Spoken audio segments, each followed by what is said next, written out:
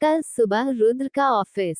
रुद्र बैठा अपना काम कर रहा था। इतने विक्रम ने डोर पर नोक किया और बोला, मैं आई कम इन सर। रुद्र अपनी सख्त आवाज में बोला, कमिंग। रुद्र की आवाज सुनकर विक्रम अंदर आया और बोला, सर आपकी मीटिंग है मिस्टर खन्ना से 12 बजे। रुद्रा ने अपनी घड़ी में देखा और बोला, ठीक है चलने की तैयारी करो। रुद्र की बात सुनकर विक्रम केबिन से बाहर चला गया। विक्रम के जाते ही रुद्र ने अपने सामने देखा जहां रूही अपना काम कर रही थी। उसने अपना फोन उठाया और रूही को फोन कर और बोल, रुद्रा अभी मेरे के केबिन में आओ। ये कहकर उसने फोन रख दिया। रूही जो रुद्र की बात सुनकर कुछ बोलने वाली थी, इतने में फोन कट गया। रूही ने घुरकर फोन को दिखा और रुद्र की तरह नकल कर बोली, अभी मेरे केबिन में आओ। जाओ नहीं आती, जो करना है कर लो। ये कहकर अपना काम करने लगे। रुद्र ने देखा रूही नहीं आ रही। उसने अपनी एक उंगली से माथे को सहलाया और बोला, तुम्हें एक बार में मेरी बात समझ में क्यों नहीं आती? हर वक्त अपने साथ जबरदस्ती करने पर मजबूर करती हो। ये कहकर अपनी चेयर से उठा और फिर केबिन से बाहर चला गया।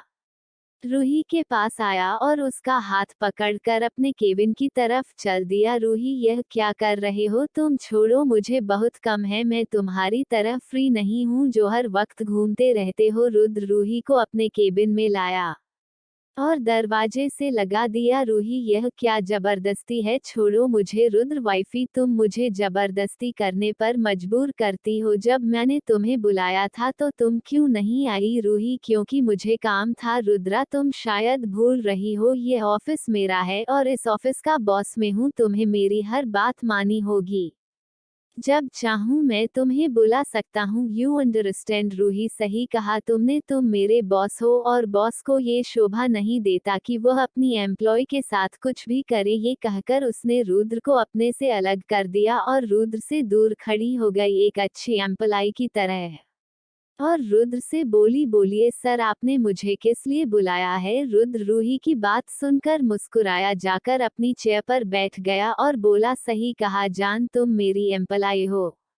इसलिए उसने अपनी टेबल पर जहां फाइल रखी हुई थी उनकी तरफ इशारा करा और बोला, ये सारी फाइलें छुट्टी होने से पहले पहले कंप्लीट करनी है और एक भी गलती हुई तो तुम्हें मेरी हर बात माननी होगी। अगर तुमने मेरी बात नहीं मानी तो तुम जॉब से निकाल दी जाओगी और फाइन भरना होगा। रूही ने परेशान होकर फाइलों की तरफ देखा और बोली, यह क्या बकवास कर रहे हो? इतनी सारी फाइल हैं, मैं इतनी जल्दी कैसे कंप्लीट कर सकती हूँ? रुद्र की तरफ देखकर बोली, तुम मेरे साथ ऐसा नहीं कर सकते। रुद्रा, तुमने अभी कहा था ना मैं तुम्हारा बॉस हूँ और बॉस की हर बात माननी चाहिए। रूही, पर तुम मेरे साथ ऐसा क्यों कर रहे हो? मैं इतनी जल्दी फाइल कैसे कंप्लीट कर सकती हूँ?